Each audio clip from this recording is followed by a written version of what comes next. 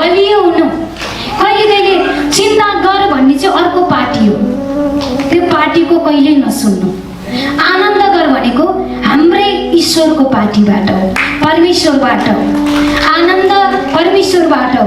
चिन्ता गर, दुखी भई, सोच कमजोर भई, हैन कि एकदम हेर त तेरो अगाडि केही काम छैन, तैँले ईश्वर भन्नु बेकार हो, खोइ त पाएको हो। यस्ता कुरा कोबाट आउँछ?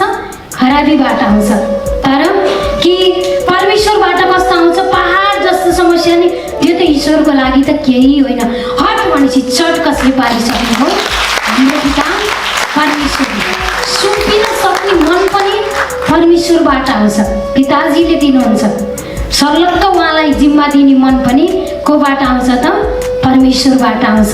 परमेश्वरमा लागिरहनु, तब उहाँबाट आशिष पनि पाइरहन्छ।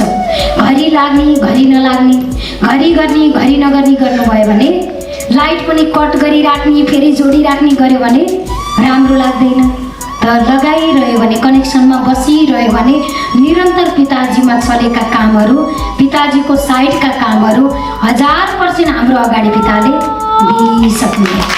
धन्यवाद पिता, भइसक्यो। हिजोको दिनमा त हैन कि घन्टी बजाउँथ्यौँ, सबै गाउँलेले सुन्नुहुन्थ्यो।